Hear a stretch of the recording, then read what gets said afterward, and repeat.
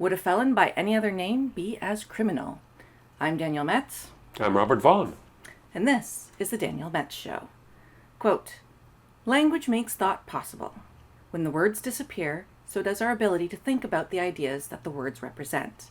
When they prevent you from saying the obvious, over time it becomes impossible to see the obvious. And that's exactly why they do it. Those who control your words control your mind. Observed Tucker Carlson on August 22nd, 2019. He was discussing the new mandate in San Francisco in order to combat crime. More cops? Nope. Stricter enforcement of the law? Of course not. San Fran decided to redefine itself out of its current predicament. No more, quote, convicted felons. Now they are justice-involved individuals. No more pesky terms like victims of crime, because they too are simply justice-involved individuals. See what they did there?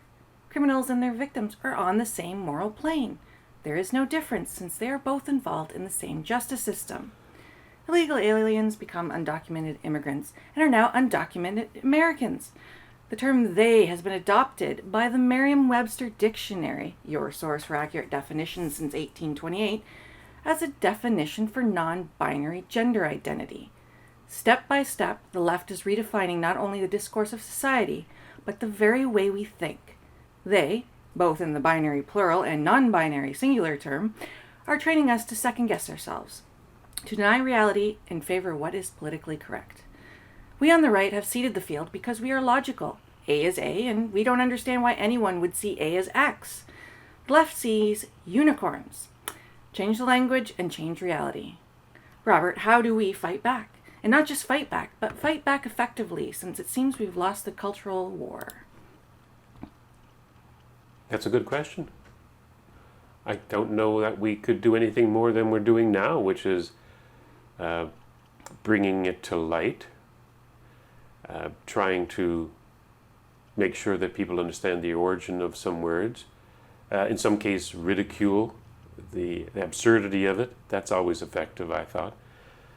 And other than that, I don't know what else you can do to win the war, so to speak. This has been around for a long time.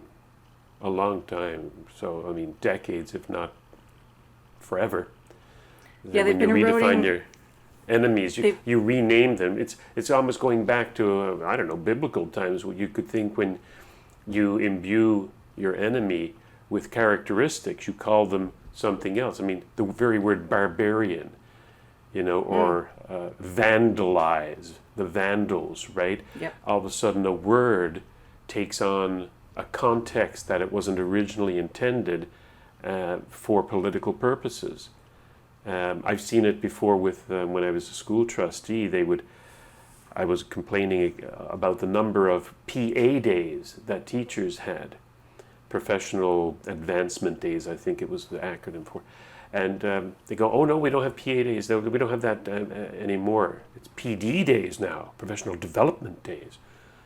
And I think it got changed after a while to that. Now. Yeah, and same with whole language. Remember, it wasn't, people railed against the look-say method, the Dick and Jane type of thing. And then they changed to another method, and then they changed to another method until people were saying, look, why don't you just use phonics, which is a tried and true and effective method of teaching reading. And they go, oh, we do. It's called whole language now. It incorporates every modality and method used to teach children, because don't you know, everybody learns differently. So therefore we'll teach them all the same. Yeah. No, words, they change the words as like shifting the goalposts during the game all the time. That's what they try to do to keep you off balance, because the minute they change the goalposts or the definitions of the words and you continue to use the old words, you now seem to be out of touch with the advancements that people have made over the years. Oh, it's not PA days, it's PD days. Where you been? Type of thing. It's not criminals, it's not illegal immigrants, it's irregular migrants. Same animal, different words. So now you have to reinvent the language to try to keep up with the shifting sands of the left. Well, and it's also about association as well, right? Because if you say illegal, then that's negative.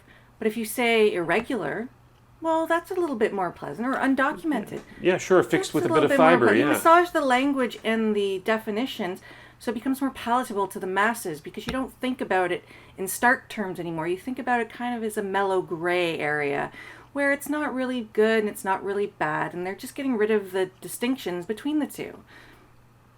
Precisely, that is why they do it. They blend, they blur the lines of reality so that people aren't even sure what they're talking about anymore, and the argument sort of goes by the wayside because the definitions have changed. Imagine if you did that in mathematics, where 2 no longer means 2, it means 3. All of a sudden, every single thing that evolved from that fundamental would have to be redefined. The house of cards would fall down because you've pulled out the bottom one.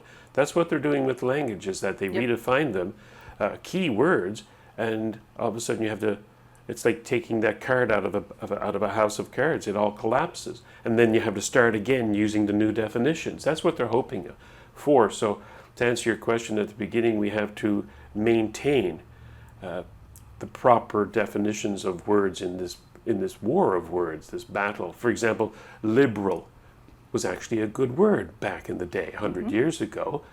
It meant freedom, liberty. A person who would talk about personal liberty was a liberal. A person who wanted change for the better to overcome traditionalists or the crown was a liberal. And now we have to use the word, or the definer, classical liberal, to use that word appropriately now, because it has been usurped by people who are not liberal anymore. They are illiberal.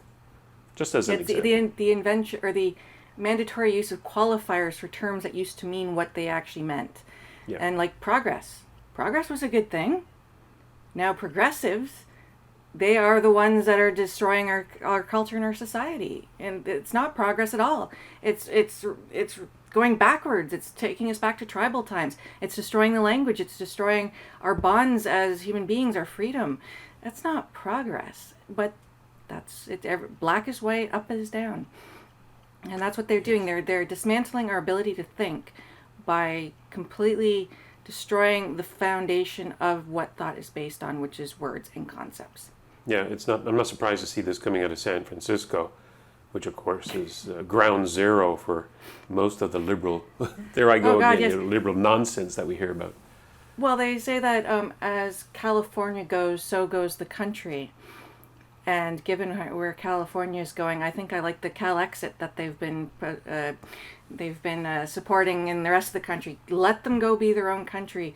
Get them away from the United States and stop infecting them with the disease, both literal and figuratively, of liberal policies. Yes, and then build a wall. And build a wall. Yes, let's extend that wall from Mexico up to California. No, but there's no real defense against ideas except better ideas. So if they're coming up with absolute nonsense and gibberish, it's up to people like you and I and other people out there to make sure people realize that it is nonsense, it's subterfuge, it's a battle of words, and this is just one of those salvos that they use to try to confuse and obfuscate it's kind of like the inflation of currency. They take the value out of the words by poisoning them. Like they're just like they're destroying the value of thought and philosophy and belief by devaluing the currency, which is words, in order to trade these ideas between people. And I think that is absolutely horrendous and evil, absolutely evil. And but they've been doing it forever. That's the only way they can win. Which I guess is a good thing. It looks as if they have won a lot of victories by using these terms. And again, the major ones I think are the words liberal, because that is, and conservative. Now, if you're a real conservative, you have to say you're a true conservative. Yeah. Because conservatives out there are no longer conservative. What are you conserving? You're conserving socialism. You're conserving socialized healthcare. You're conserving a public education system rather than a free market in education. You're conserving the status quo built by liberals or the left. That's what you're conserving. So no, you're no longer conservative. So, Which is why the terms right and left are so important. And I wish they'd stop conflating the two, because what they do is they have those terms like far right or alt-right. And I'm like, okay, the alternative to right is left. So you can't be an alt-right. And everybody uses these terms. Alt-right, far-right, because that's like Nazis, that's like white nationalists. I'm like, okay, you mean people who are collectivists. That's not the right. That's the left. Stop confusing the language. And even people on the right that I admire, Ben Shapiro, Stephen Crowder, Bill Whittle, they all use the term far-right or alt-right to explain away people who are definitionally on the left. Just because their tribes are different doesn't change the philosophy. And they keep bastardizing language. So we're just as guilty on the right, well, so-called right, of doing the same thing the lefts are doing. that's the thing. See, we have to use their words, because to be understood today, you have to use the vernacular of the day. Yep. And when they change the words, you have to use them and then qualify them. And you're always the one on the defensive, because you're qualifying everything you say. But Yep. to go back to your left and right thing, here's a perfect example of how that originated. Of course, it was during the French Revolution. Yep. And people who sat on the right side of the king were monarchists and wanted the status quo. The people who wanted revolution or change sat on the left side of the king. And that only came about because the people on the left, the agitators, who in hindsight were in the right, the correct, they started to actually physically beat up the monarchists. And so the monarchists had to move over to the right, and the people on the left. And so you had this division, which we're even seeing today to a greater extent, aren't we? The polarization of the political thought out there. That's how left and right started. People on the left side of the king, people on the right side of the king. That's why in the Canadian Parliament, the government sits on the right side of the speaker. And the speaker, of course, taking the place of when the queen comes, or the monarch comes, or the governor general, they sit on the right, because they are the right arm of the government. They are the conservatives, and yet they're liberals. And it's getting confusing. Yeah, that's the interesting thing about talking politics, is because the definitions shift so often, it's hard to really nail down where people's positions are. It's why people, I don't think, understand their own positions properly when they define themselves, because the terms shift so often depending on the wind of the day. And like you said, when you're on the quote-unquote right, you have to keep qualifying everything that you believe to be back down to the original meaning of that terminology. It can't be the current vernacular, because the current vernacular is the opposite of what it originally meant. And it just muddles things, and I think people get very confused and very frustrated, because then they don't know where they stand philosophically, because they can't define it properly. And that's the whole point.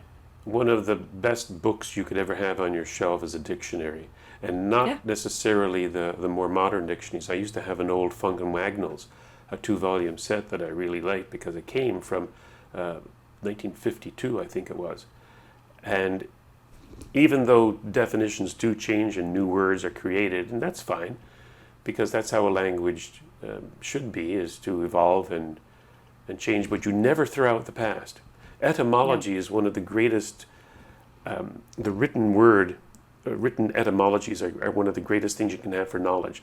It's great to be able to go back and see how words developed and grew and started, to be able to understand ideas and the thinking, because thinking is nothing but higher order concepts, words in your mind, right? So get a dictionary, everybody. Get an old one, preferably. And don't depend on the internet for your dictionary, because those words change all the time. And my dad used to have this really huge, thick dictionaries. This thick, I lived by it. I'd read books all the time when I was a kid, and I'd write down words I didn't understand, and then I'd go through the dictionary and look every word up and write it down. So I had my own little dictionary of words that I liked, that I wanted to know more about, and to find the history of where those words came from, the Latin roots, the Germanic roots, wherever, and why they meant what they meant. Where now it's just whatever whim you feel like. Well, that seems like it should describe that. That should be fine.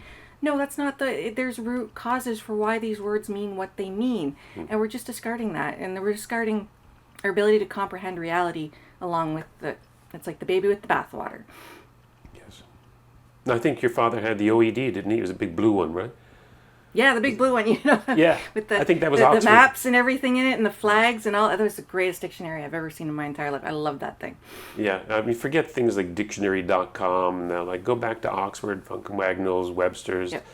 the tried and true, the people who actually Unless you're just put a lot looking of for a thought into spelling. it. That's what I use, like the freedictionary.com is just for spelling. I just, did I spell that word wrong? Okay, no, that's how you spell it. We're Okay, Canadian. We always get it wrong. I mean, we're always Yeah. worried about our spelling. There's a U in there somewhere, I know it.